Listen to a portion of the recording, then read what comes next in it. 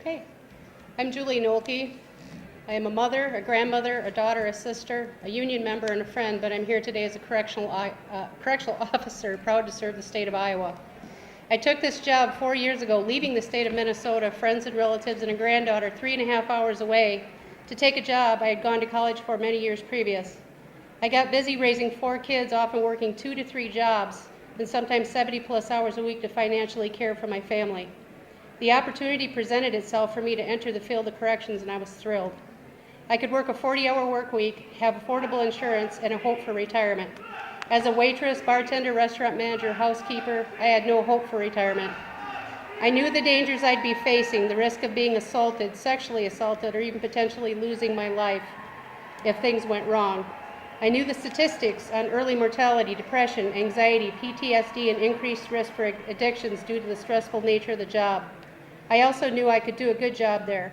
I had a background of also doing respite care for Olmsted County for troubled kids. I knew nonviolent crisis intervention. I had a lifetime of learned patience and the self-esteem to know I'm a good person with a lot to offer. I love my job, despite the potential dangers. As an officer, I'm so much more than a glorified babysitter. I keep staff as well as inmates safe. I can see trouble many times before a fight erupts, and a fight that doesn't break out is a fight that you don't have to break up. I may be the first person an inmate sees after getting a call learning that their child has been molested or a family member's dying. Because I have good rapport with them, I'm sometimes told if they know about something dangerous going on, like a weapon or dangerous contraband in the facility. Because of seeing the same guys each day, I can tell if someone's not acting the way they usually do or may even be suicidal.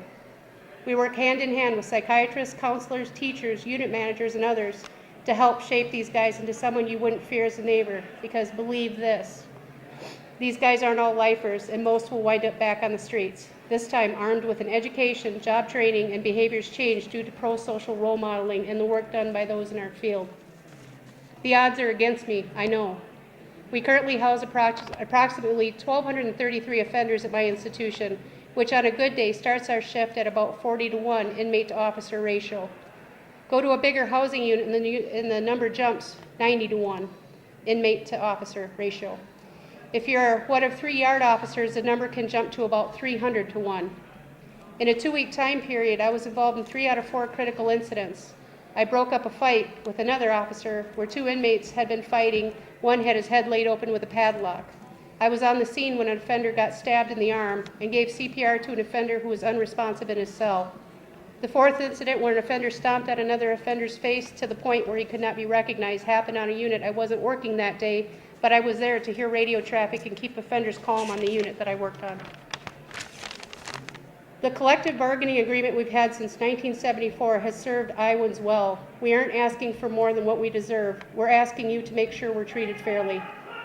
I stand in support of the 180,000 plus public workers in our state. I'm asking you to keep our benefits in place to assure we're attracting people with the right motivations into my field of corrections, because the guy you encounter at the grocery store, living across the street from you, whose kids go to school with your kids or your grandkids, could be one of our former offenders. Someone Officer Nolte has helped teach to live a better life. I am a face of the state of Iowa, and I oppose this bill. Thank you for your time.